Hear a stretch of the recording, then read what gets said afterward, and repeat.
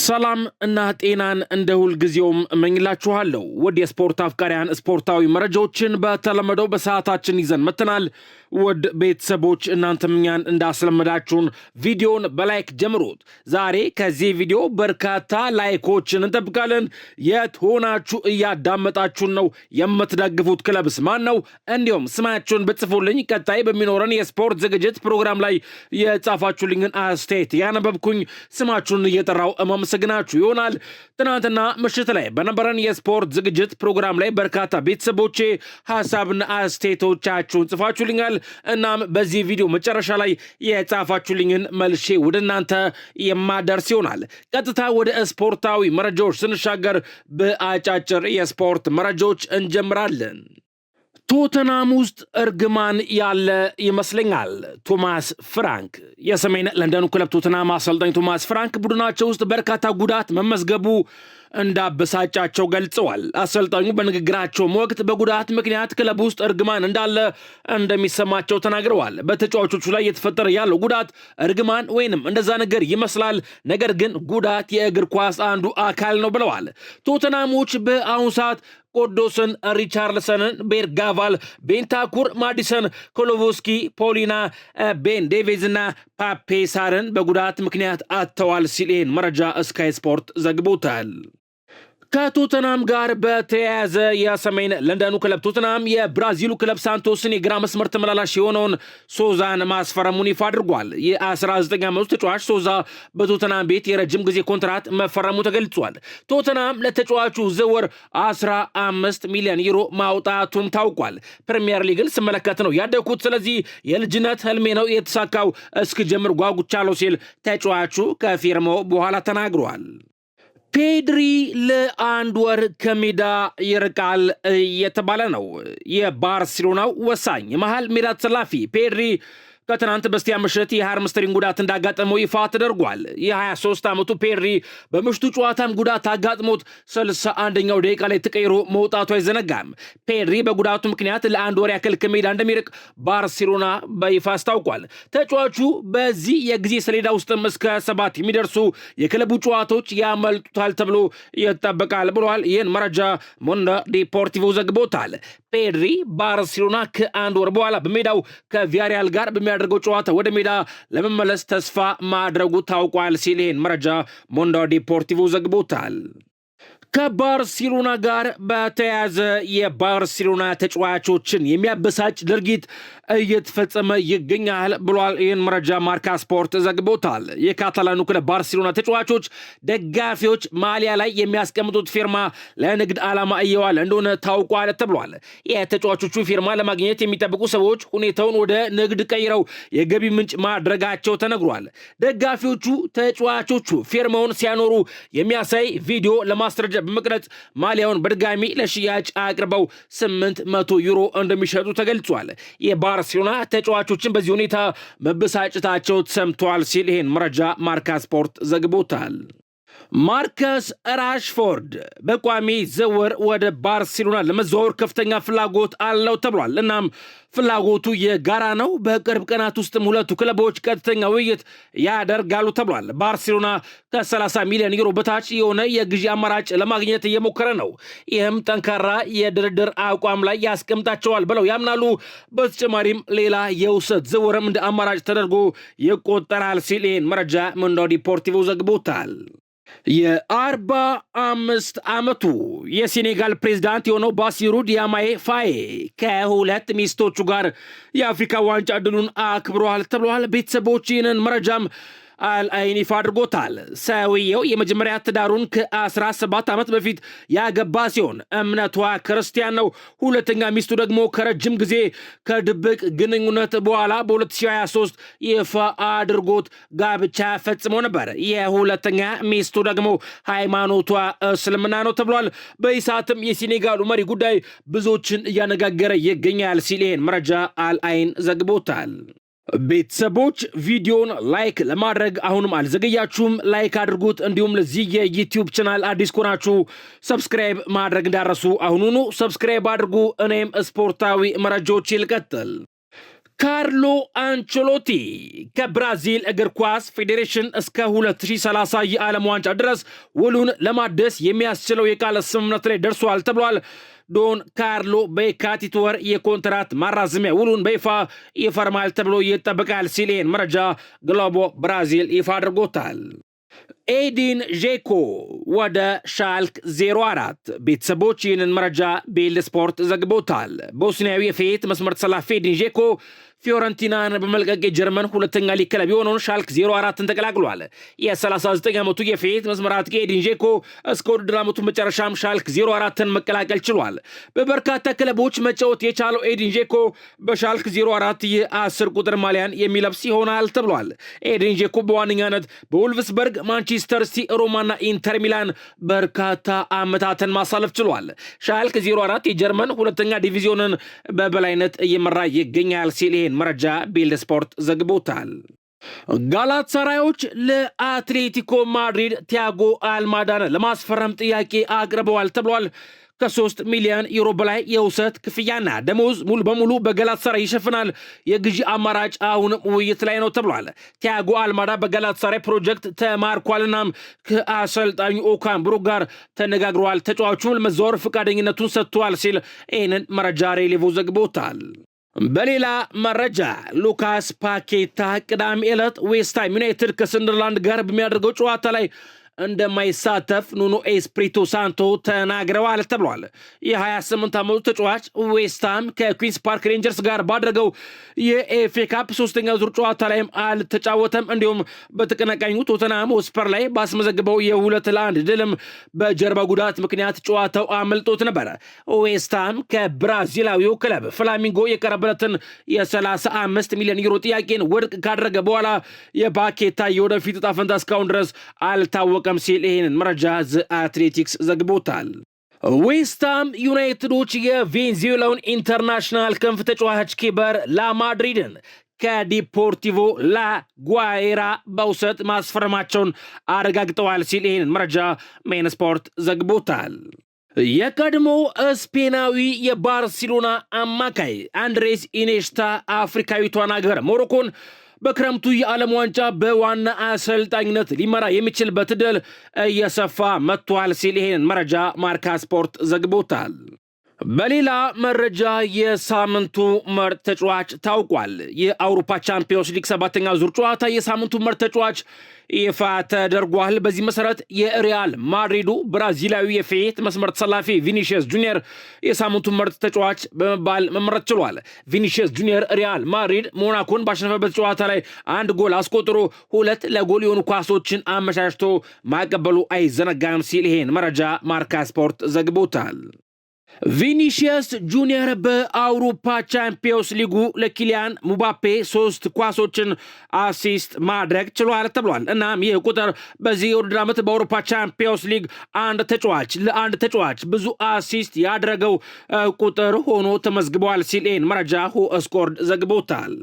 ከቻምፒዮንስ ሊጉ ጋር በተያያዘ በአውሮፓ ቻምፒዮንስ ሊጉ አርሰናል፣ ሊቨርፑል፣ ቶተንሃም፣ ኒውካስትልና ቼልሲ ቶፕ 10 ውስጥ የሚገኙ ሲሆን ማንቸስተር ሲቲ 11ኛ ደረጃ ላይ ይገኛል። በአሁኑ ሰዓት የእንግሊዝ ቡድኖች በቀጣይ በቻምፒዮንስ ሊጉ አርሰናል ከካይራት በሜዳው፣ ሊቨርፑል ከካራባክ በሜዳው፣ ቶተንሃም ከፍራንክፈርት ከሜዳ ውጪ፣ ኒውካስትል ዩናይትድ ከፒኤስጂ ጋር ከሜዳ ውጪ፣ ቼልሲ ከናፖሊ ጋር ከሜዳ ውጪ እና ማንቸስተር ሲቲ ከጋላታሳራይ ጋር በሜዳቸው ጨዋታቸውን የሚያደርጉ ይሆናል። አርሰናል 1ኛ፣ ሊቨርፑል 4ኛ፣ ቶተንሃም 5ኛ፣ ኒውካስትል 7ኛ፣ ቼልሲ 8ኛና ማንቸስተር ሲቲ 11ኛ ላይ ይገኛሉ ሲል ይህንን መረጃ ሚረር ስፖርት ዘግቦታል።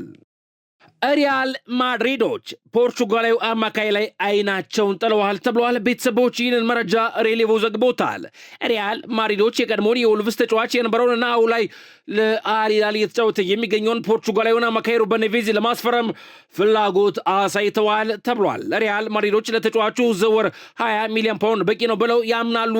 ማድሪዶች የኔቬዝ ጥራትና ብቃት የመሃል ሜዳ ክፍላቸውን እንደሚያጠናክርላቸው ያስባሉ ሲል ይህንን መረጃ ሬሌቮ ዘግቦታል።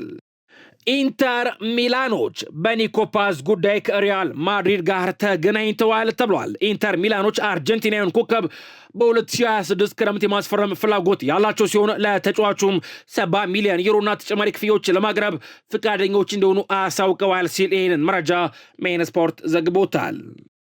ራውል አሴንሲዮ ጉዳት ላይ ቢሆንም ቅዳሜ ከቪያሪያል ጋር ይጫወታል ተብሎ ይጠበቃል ተብሏል። ይሁን እንጂ የመጨረሻ ውሳኔ ዛሬ ምሽት ላይ በሚያደርጉት የልምምድ ፕሮግራም ላይ ይወሰናል ሲል መረጃ ዲያሪዋስ ዘግቦታል።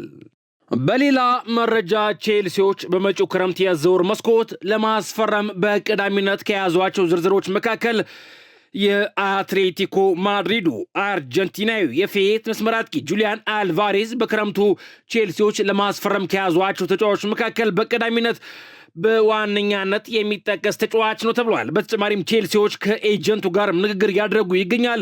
ቼልሲዎች ተጫዋቹን ለማምጣት እስከ 150 ሚሊዮን ዩሮ ለመክፈልም ፍቃደኞች ናቸው ተብሏል። በአሁኑ ሰዓት ተጫዋቹ በአርሰናል፣ ባርሴሎና እና ማንቸስተር ሲቲም ተፈላጊ ቢሆንም ቼልሲዎች ፉክክሩን የበላይ ሆነው መጨረስ ይፈልጋሉ ሲል ይህንን መረጃ ስካይ ስፖርት ዘግቦታል።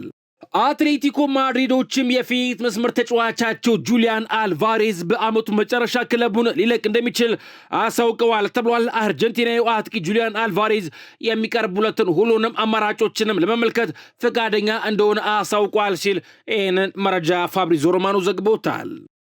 የምዕራብ ለንደኑ ክለብ ቼልሲ በተጨማሪም ዳግላስ ሉዊዝን ለማስፈረም በማቀድ ላይ መሆናቸው ተገልጿል። ሰማያዎቹ ተጫዋቹን በውሰት እስከ ውድድር ዓመቱ መጨረሻ ለማስፈረም ማቀዳቸውን ይህን መረጃ ዘ አትሌቲክስ ዘግቦታል።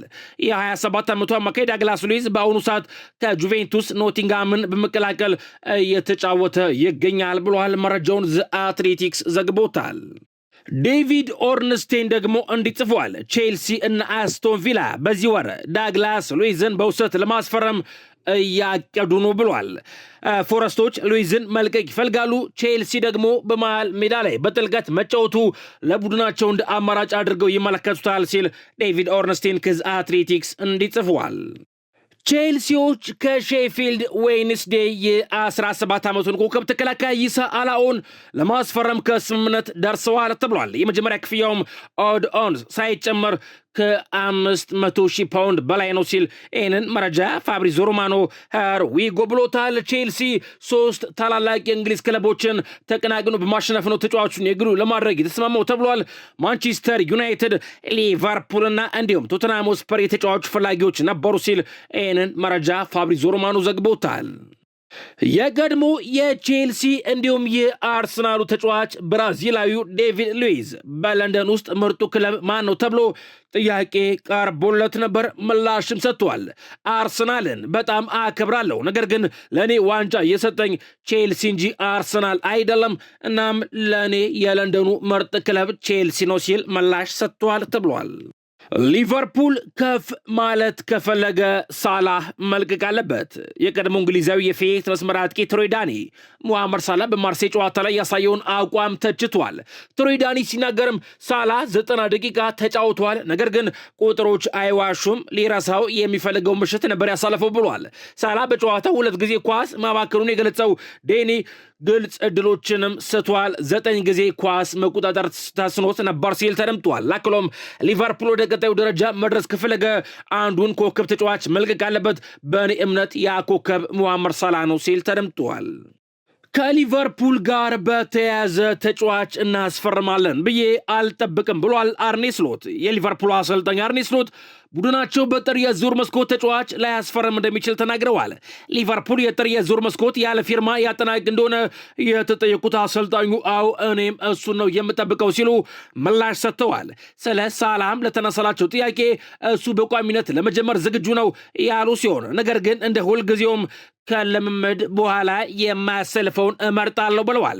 አሰልጣኝ አርኔ ስሎት አያይዞም ኢብራሂም ኮናቴ ወላጅ አባቱን እንዳጣና ብዙ ጊዜ እንዳነጋገሩት ገልጸዋል። ኮናቴ በዚህ አስቸጋሪ ጊዜ ከቤተሰቡ እና ከራሱ ጋር ጊዜ ማሳለፍ ያስፈልገዋል፣ ወላጅ አባቱን አጥቷል ሲሉ የሊቨርፑል ዋና አሰልጣኝ አርኔ ስሎት ተናግረዋል። ቨርጂል ቫን ዳይክ በዚህ የውድድር ዘመን በቻምፒዮንስ ሊግ ውስጥ ከየትኛውም ተጫዋች የበለጠ የአየር ላይ ኳሶችን የማሸነፍ ስኬት መጠን አለው ተብሏል። ቤተሰቦችን መረጃው ስኮርድ ዘግቦታል። ከ28 የአየር ላይ ፍልሚያዎች 24ቱን አሸንፏል ሲል መረጃው ስኮርድ ዘግቦታል። በሌላ መረጃ በሁሉም ውድድሮች ቪክተር ዮኬሬሽ ያስቆጠረው የግብ መጠን ከነዚህ ተጫዋቾች ይበልጣል ብሏል። ይህንን መረጃ ሜን ስፖርት ዘግቦታል። ከቼልሲ ተጫዋች ጃኦ ፔድሮ፣ ከማንቸስተር ዩናይትዱ ተጫዋች ቤንጃሚን ሴሽኮ፣ ከሊቨርፑሉ ተጫዋች አሌክሳንደር ኢሳክ እንዲሁም ከማንቸስተር ዩናይትዱ ተጫዋች ብሪያን ምቤሞ፣ ሌላኛው ከማንቸስተር ዩናይትድ ተጫዋች ማቲያስ ኩኛና ከቼልሲ ተጫዋች ሊያም ዴላፕ የተሻለ የጎል ቁጥርን በዚህ የውድድር ዓመት አስቆጥሯል ብሏል። ሜን ስፖርት በመረጃው በብዙ ጫናዎች ውስጥ ሆኖ የተሻለ የጎል መጠን አለው በሁሉም ውድድሮች ቪክተር ዮኬሬሽ ሲል መረጃ ሜን ስፖርት ዘግቦታል። የቀድሞ የአርሰናል የቀኝ መስመር ተከላካይ ኢማኑኤል ኢቦኤ የአርሰናል ክንፍ ተጫዋቾች ለቪክተር ዮኬሬሽ ብዙ ኳሶችን እንዲያመርቱ ይፈልጋል ብሏል። ቪክተር ዮኬሬሽን በፖርቹጋል ሲጫወት ብዙ ጊዜ ተመልክቼዋለሁ። አብዛኛው ጎሎቹ ከክንፍ የሚመጡ ናቸው እና በጣም ጎበዝ አጥቂ ነው። እሱ ጠንካራ ነው። ችግሩ ግን የክንፍ ተጫዋቾች በበቂ ሁኔታ ኳስ አይሰጡትም። ሁሉም ጎል ማስቆጠር ይፈልጋል። እሱ ግን ስራው አጥቂ ነው፣ ጎል ማስቆጠር ነው። ሄንሪ ሁልጊዜም ለእኔ ለክሊቺ ለአሽሊ ኮል ገና ሜዳ ስንገባ አጥቂው እኔ ነኝ፣ ኳስ እኔ ጋር መድረስ አለበት፣ ምክንያቱም ስራዬ ጎል ማስቆጠር ነው እያለ አስጠንቆ ነበር ወደ ሜዳ የምንገባው ሲል ተደምጧል። አርሰናሎች በካይ ሃቨርትዝ ፊትነስ ጉዳይ ሐሳብ አለባቸው ተብሏል። ከረጅም ጊዜ ጉልበት ጉዳት በኋላ መመለሱን ተከትሎ ድጋሚ እንዳይጎዳ በማሰብ የተረጋጋ የጨዋታ ጊዜና ብዙ ደቂቃ እንዳያገኝ እያደረጉ ነው ሲል ይህንን መረጃ ስካይ ስፖርት ዘግቦታል። ከአርሰናል ጋር በተያያዘ የማይክል አርቴታው ቡድን አርሰናል የእነዚህን ቡድኖች ያለመሸነፍ ጉዞን በሰፊ ጎሎች አቋርጧል ብሏል። ይህንን መረጃ ዘ አትሌቲክስ ዘግቦታል። ባየርን ሙኒክን ከ17 ጨዋታዎች ያለመሸነፍ ጉዞ በኋላ አርሰናሎች አሸንፈውታል 3-1 በሆነ ውጤት። እንዲሁም አስቶን ቪላን ከ11 ጨዋታዎች ያለመሸነፍ ጉዞ በኋላ አርሰናሎች አሸንፈውታል 4-1 በሆነ ሰፊ ውጤት። ኢንተር ሚላን ደግሞ ከ8 ጨዋታዎች ያለመሸነፍ ጉዞ በኋላ አርሰናሎች አሸንፈውታል 3-1 በሆነ ሰፊ ውጤት። እንዲሁም አትሌቲኮ ማድሪድን ከ7 ጨዋታዎች ያለመሸነፍ ጉዞ በኋላ አርሰናሎች አሸንፈውታል 4-0 በሆነ ሰፊ ውጤት ሲል መረጃ ዘ አትሌቲክስ ዘግቦታል። የአርሰናል ተጫዋቾች እሁድ ከማንቸስተር ዩናይትድ ጋር ለሚያደርጉት ጨዋታ ሲባል ኢንተር ሚላንን ካሸነፉ በኋላ የ2 ቀናት እረፍት ተሰጥቷቸዋል ሲል ይህንን መረጃ ፉትቦል ኢንሳይደር ዘግቦታል።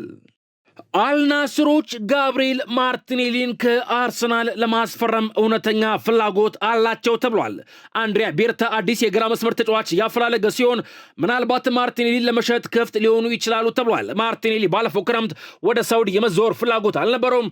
እናም ከ2026 የዓለም ዋንጫ በኋላ ሀሳቡን ይቀይር እንደሆነ ወደፊት የሚታይ ይሆናል ሲል ይህንን መረጃ ፍሎሪያን ፕሬተንበርግ ከስካይ ስፖርት ዘግቦታል።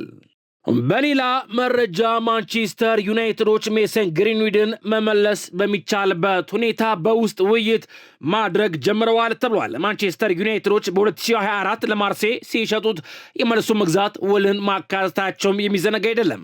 በዚህም ያለፈው የውድድር ዓመት የሊጓን ኮከብ ግብ አስቆጣሪ ሆኖ ከዴምቤሌ እኩል የጨረሰውን ልጃቸውን ለመመለስ መወያየት መጀመራቸውን ይህንን መረጃ ፋብሪዞ ሮማኖ ዘግቦታል። ማንቸስተር ዩናይትዶች ከካዜሚሮ ጋር ሊለያዩ ነው እየተባለ ነው። የማንቸስተር ዩናይትዱ ተጫዋች ካዜሚሮ በውድድር ዓመቱ መጨረሻ ከክለቡ ጋር እንደሚለያይ ይፋ ተደርጓል። ብራዚላዊ ተጫዋች ካዜሚሮ በውድድር ዓመቱ መጨረሻ ውሉ ሲያበቃ ማንቸስተር ዩናይትድን የሚለቅ ይሆናል ተብሏል። ካዜሚሮ በውል ውስጥም ለአንድ ተጨማሪ ዓመት የመቆየት አማራጭ ቢኖረውም ማንቸስተር ዩናይትዶች ግን ኮንትራቱን ለማራዘም ፈቃደኛ አለመሆናቸው ታውቋል ተብሏል። ማንቸስተር ዩናይትድ እስከ መጨረሻ በልቤ ይኖራል ብሏል። ካዜሚሮም ከማንቸስተር ዩናይትድ ጋር እንደሚለያይ ያሳወቀው ካዜሚሮ በክለቡ ለተደረገለት ነገር ሁሉ ምስጋናውን አቅርበዋል። ካዜሚሮ ሲናገርም እስከ ሕይወት ዘመኔ የማንቸስተር ዩናይትድ ደጋፊ ሆናለሁ። ክለቡ ሁልጊዜም በልቤ ይኖራል፣ ለሁሉም ነገር በጣም አመሰግናለሁ ብሏል። አሁን የመሰነባበቻ ጊዜ አይደለም ያለው ካዜሚሮ በቀጣይ ወራት በጋራ የምንፋለምባቸው ብዙ ነገሮች አሉ ብሏል። አሁንም ሙሉ ትኩረቴ ክለቡን ስኬታማ ለማድረግ ያለኝን ሁሉ መስጠት ላይ ነው ሲል የማንቸስተር ዩናይትዱ ብራዚላዊ የመሃል ሜዳ ተጫዋች ሉካስ ካዜሚሮ ተደምጧል። ሩማዎች በዚህ ሳምንት ለጆሹዋ ዚርክዚ ጥያቄ ለማቅረብ እየተዘጋጁ ይገኛል ተብሏል። ቤተሰቦች ይህን መረጃ ጋዜጣ ዴሎ ስፖርት ዘግቦታል። ሮማዎች መጀመሪያ ላይ ዚርክዚን በውሰት ማስፈረም ይመርጣሉ። የተወሰኑ ሁኔታዎችም ከተሟሉ የመግዛት መብት አላቸው። ነገር ግን ስምምነቱ ቀላል አይደለም እና የተጫዋቹ ምርጫም በማንቸስተር መቆየትና ለቦታው መታገል ነው ሲል ይህንን መረጃ ጋዜጣ ዴሎ ስፖርት ዘግቦታል። ማንቸስተር ዩናይትዶች ቋሚ አሰልጣኝ የመቅጠር መደበኛ ሂደቱን እስካሁን ድረስ አልጀመሩም። ነገር ግን የጥር ወር መስኮት ሲዘጋ የአቋማቸው እንደሚለወጥ ይጠበቃል ተብሏል። ሮቤርቶ ዲዘርቢን ከማንቸስተር ዩናይትድ ጋር የሚያገናኙት ዘገባዎችም ትክክለኛ ናቸው። እናም ቶማስ ቱሄልም በዝርዝራቸው ውስጥ አለበት። ነገር ግን ከዓለም ዋንጫ በፊት ምንም አይነት ውሳኔ አይሰጡም ሲል ይህንን መረጃ ፉትቦል ኢንሳይደር ዘግቦታል። ማይከል ካሪክ በማንቸስተር ዩናይትድ የተሰጠው ሚና የአጭር ጊዜ ስራ እንደሆነና ስለ ክለቡ ብዙ ማወቅ እንደሌለበት ተነግሯል ተብሏል። ሆኖም ግን የካሪክ በክለቡ ያለው ቆይታ በውጤቱ በተጫዋቾቹና በቦርዱ አዎንታዊ ከሆነ በክረምቱ ወቅት ምናልባትም በቋሚነት አሰልጣኙን ሊቀጥሩት ይችላሉ ሲል ቤተሰቦች ይህንን መረጃ ቢልድ ስፖርት ዘግቦታል። በሌላ መረጃ የማንቸስተር ዩናይትዱ የመሃል ሜዳ ተሰላፊ የኮቢ ማይኖ ወኪሎች አዲስና የተሻሻለ ውል ለመፈራረም የመጀመሪያ ግንኙነት ከማንቸስተር ዩናይትድ አመራሮች ጋር አድርገዋል ተብሏል። ይህም ደሞዙን ከቡድኑ ወሳኝ ተጫዋቾች ጋር እኩል እንዲሆን ጠይቀዋል ሲል ይህን መረጃ ዴይሊ ሜል ዘግቦታል። በሚቀጥሉት ጥቂት ቀናት ውስጥ ማይከል ካሪክ የኮቢ ማይኖ ሁኔታን ለማረጋጋት የሚሰራ ሲሆን በዚህ የጥር የዝውውር መስኮት የመሃል ሜዳ ተጫዋች ያስፈልገው እንደሆነ ለማወቅም ከአመራሩ ቡድን ጋር ይነጋገራል ተብሏል።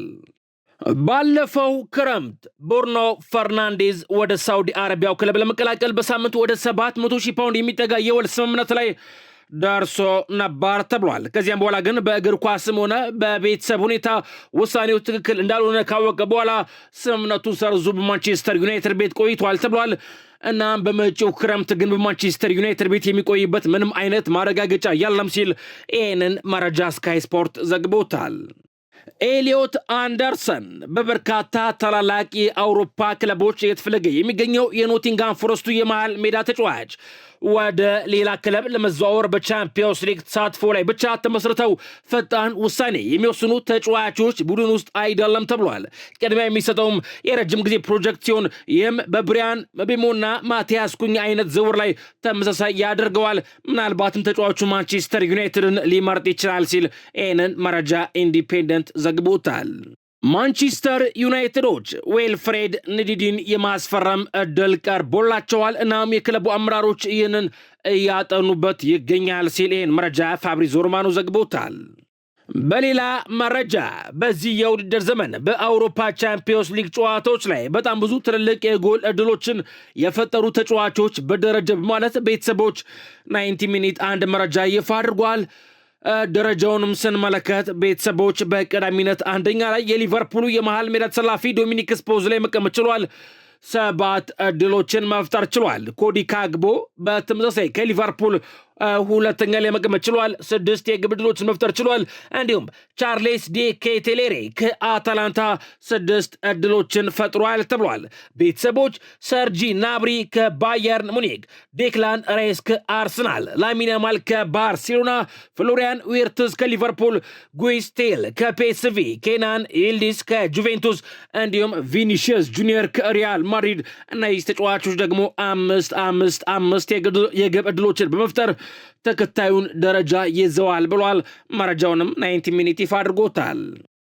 ከቁጥራዊ መረጃዎች ጋር በተያዘ ቤተሰቦች ከገቢያቸው አንጻር ለተጫዋቾች ከፍተኛ የሆነ ደሞዝ የሚከፍሉ ክለቦች በደረጃ በማለት ቤተሰቦች ዘ አትሌቲክስ አንድ መረጃ ይፋ አድርጓል።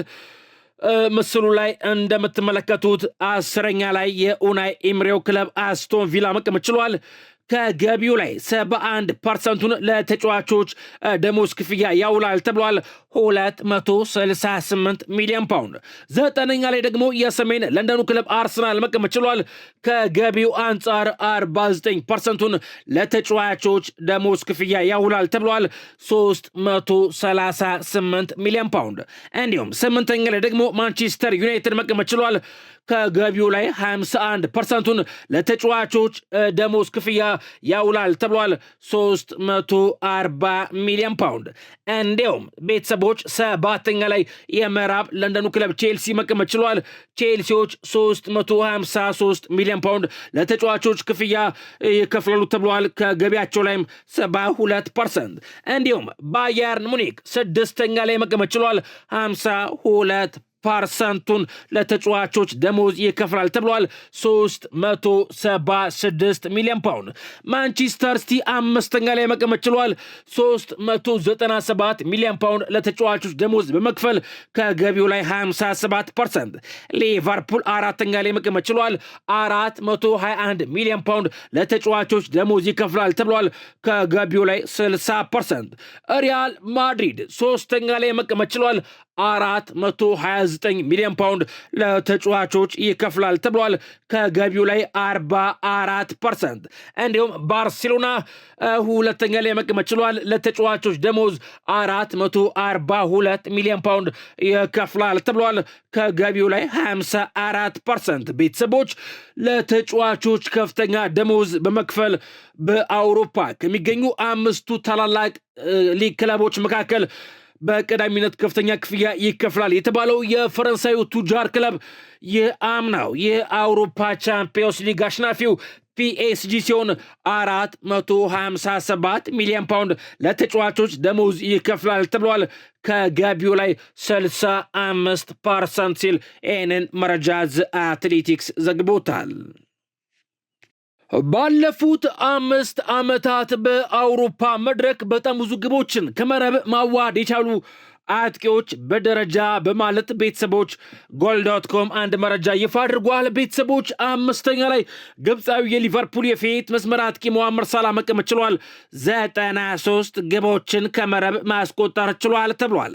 እንዲሁም አራተኛ ላይ ደግሞ ቤተሰቦች ሮበርት ሉዋንዶስኪ ከባርሴሎና 113 ግቦችን፣ ኤርሊንግ ብራውት ሃላንድ ከማንቸስተር ሲቲ ሶስተኛ ላይ መቀመጥ ችሏል። 127 ግቦችን ማስቆጠር ችሏል። ሃሪኬን ከባየርን ሙኒክ በ130 ግቦች ሁለተኛ ላይ ሲቀመጥ፣ ቤተሰቦች ባለፉት 5 ዓመታት በአውሮፓ መድረክ በጣም ብዙ ግቦችን ከመረብ ማዋሃድ ከቻሉ አጥቂዎች መካከል ኪሊያን ሙባፔ በቀዳሚነት አንደኛ ላይ መቀመጥ ችሏል። 134 ግቦችን ማስቆጠር ችሏል ተብሏል። እንዲሁም ኪሊያን ሙባፔ በዚህ የውድድር ዓመት በሁ ስኮርድ በአውሮፓ ቻምፒዮንስ ሊጉ ከ10 ከፍተኛ ነጥብ ከተሰጣቸው ተጫዋቾች መካከል በቀዳሚነት አንደኛ ላይ ተቀምጧል ተብሏል። ኪሊያን ሙባፔ 8.82 ከ10፣ ሃሪኬን ሁለተኛ ላይ መቀመጥ ችሏል 8.07 ከ10። ሚካኤል ሆሊሴ ሃሪኬን የቡድን አጋሩ የባየርን ሙኒኩ የመስመር አጥቂ 7.86 ከ10። ጁሊያን አልቫሬዝ ከአትሌቲኮ ማድሪድ 7.84 ከ10። ዶሚኒክ ስፖዝላይ ከሊቨርፑል 7.79 ከ10። ቪክተር ኦስሜን 7.78 ከ10። ላሚን ያማል 7.70 ከ10። ጄንስ ፔተር ሁጌ 7.70 ከ10። ክፊቻ ክቫርቴሊያ 7.66 ከ10ና ቲቦ ኮርቷ 7.57 ከ10 ሲል ሁስኮርድ መረጃውን ይፋ አድርጎታል። በተጨማሪም ከቁጥራዊ መረጃዎች ጋር በተያያዘ ኦፕታ ሱፐር ኮምፒውተር የወቅቱ የዓለማችን ምርጥ 10 ክለቦች በደረጃ በማለት አንድ መረጃ ይፋ አድርጓል። 10ኛ ላይ የጣሊያኑን ክለብ ኢንተር ሚላንን አስቀምጦታል። 9ኛ ላይ የስፔኑን ክለብ ሪያል ማድሪድን፣ 8ኛ የምዕራብ ለንደኑ ክለብ ቼልሲን፣ 7ኛ አስቶን ቪላን፣ 6ኛ ሊቨርፑልን፣ 5ኛ ባርሴሎናን፣ 4ኛ ፒኤስጂን፣ 3ኛ ማንቸስተር ሲቲን፣ 2ኛ ባየርን ሙኒክን እንዲሁም 1ኛ ላይ ደግሞ የሰሜን ለንደኑ ክለብ አርሰናልን። እነዚህ 10 ክለቦች የወቅቱ የዓለማችን ምርጥ ክለቦች ናቸው ሲል በደረጃ ኦፕታ ሱፐር ኮምፒውተር እንዲህ ይፋ አድርጎታል። መረጃውን ቤተሰቦች የማን ደጋፊ ናችሁ? የምትደግፉት ክለብስ ስንተኛ ደረጃ ላይ ይገኛል? ማይክል አርቴታ እስካሁን ድረስ የአውሮፓ ቻምፒዮንስ ሊግ ዋንጫን ባያሸንፍም እንኳን አሪፍ ሪከርድ አስመዝግበዋል ተብሏል። በጨዋታ ሪከርድ ከፔፕ ጋርዲዮላ፣ ዚነዲን ዚዳን፣ ካርሎ አንቸሎቲና ሉዊስ ኤንሪኬ ከመሳሰሉ አሰልጣኞች የተሻለ ነጥብ በአንድ ጨዋታ በአማካኝ መሰብሰብ ችሏል ሲል መረጃ ስኮር 90 ዘግቦታል። ቤተሰቦች ምስሉ ላይ እንደምትመለከቱት ፔፕ ጋርዲዮላ በአንድ ጨዋታ በአማካኝ በአውሮፓ ቻምፒዮንስ ሊግ ሰበሰበ የተባለው ነጥብ 2.05 ነው። ማይክል አርቴታ ደግሞ 2.16 በአንድ ጨዋታ በአማካኝ መሰብሰብ ችሏል ተብሏል። ከማይክል አርቴታ የተሻለ ነጥብ ሰበሰበው የተባሉት አሰልጣኞች ጁብ ሄቪንከስ ሲሆን 2.26 እንዲሁም ሃንሲ ፍሊክ 2.32 ነጥቦችን መሰብሰብ ችለዋል ሲል መረጃ ስኮር 90 ዘግቦታል። ቤተሰቦች እንደሚታወቀው በመጪው እሁድ በእንግሊዝ ፕሪሚየር ሊግ የሚደረግ አንድ ወሳኝ ጨዋታ አለ። በሰሜን ለንደን በኤምሬትስ ስታዲየም አርሰናል ማንቸስተር ዩናይትድን ያስተናግዳል። እናም ይህን ተከትሎ ስካይ ስፖርት አንድ ትውስታ ይፋ አድርጓል። እንደተጠበቀው ያልሆነው የተጫዋቾች ለወጥ ብሎታል። ርዕሱንም ማንቸስተር ዩናይትድና አርሰናል አሌክሲስ ሳንቼዝን በኤንሪክ ሚኪታሪያን የተቀያየሩበት ዝውውር ከተፈጸመ 8 ዓመት ሆኖታል ብሏል። ስካይ ስፖርት አስታውሷል። አሌክሲስ ሳንቼዝ የክለቡን ታሪካዊ ቁጥር 7 ቁጥርን ለብሶ በማንቸስተር ዩናይትዶች ቤት ባደረጋቸው 45 ጨዋታዎች 5 ጎሎችን አስቆጥሮ 9 ለግቢውን ኳሶችን አመቻችቶ ማቀበል ችሎ ነበር።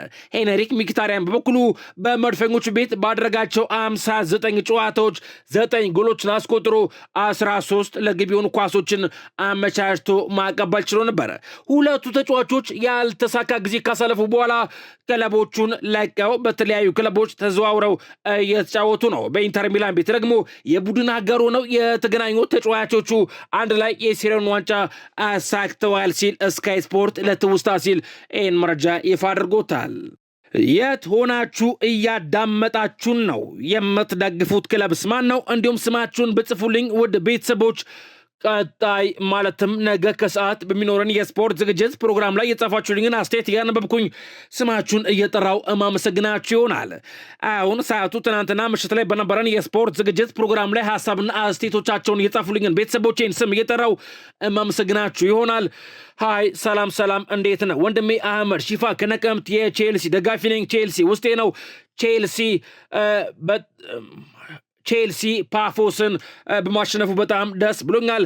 አትጥፋ እወዳሃለሁ ማይ ብራዘር ብሎኛል። አህመድ ሺፋ ከነቀምት የዘወትር አድማጫችን ነው። ክብር ይስጥልኝ ማለት ወዳለሁ። ሰላም ነጂብ ሰንጋሮ ነኝ ከናይሮቢ የቼልሲ ደጋፊ ነኝ። በተረፈ በርታልኝ ወንድሜ ቼልሲ በማሸነፉ ደስ ብሎኛል ብሏል። ከልብ አመሰግናለሁ። ነጂብ ሰንጋሮም ከናይሮቢ የዘወትር አድማጫችን ነው። ክብር ይስጥልኝ ማለት ወዳለሁ። ሃይ ሰላም ይብዛ ወንድሜ፣ የምታቀርበው ፕሮግራም ተመችቶኛል፣ በዚሁ ቀጥል። ሻለቃ ወላንቾ ወልዴ ነኝ ከመከላከያ የቼልሲ ደጋፊ ነኝ። ቼልሲ ውስጤ ነው ብሎኛል። ሻለቃ ወላንቾ ወልዴ እንደ ሁልጊዜውም ስለምጽፍልን ክብር ይስጥልኝ ማለት ወዳለሁ። ሃይ ሰላም እንዴት ነው ወንድሜ? ዲና አብዱራህማን ከድሬዳዋ የማንሲቲ እና ባርሳ ደጋፊ ነኝ። በርታ ወንድሜ፣ በጣም ትመቸኛለህ። ፈጣሪ ካንተ ጋር ይሁን፣ እወዳለሁ ማይ ብራዘር ብላኛለች ዲና አብዱራህማን ከድሬዳዋ። ሁልጊዜም ስለምጽፊልን ከልብ አመሰግናለሁ፣ ክብር ይስጥልኝ ማለት ወዳለሁ። ሰላም ሳሚ ቦረና ነኝ ከጋምቤላ። ስለ ኤሊዮት አንደርሰን ምን አዲስ ነገር አለ? የማንቼ ደጋፊ ነኝ፣ ከልብ አመሰግናለሁ ብሎኛል።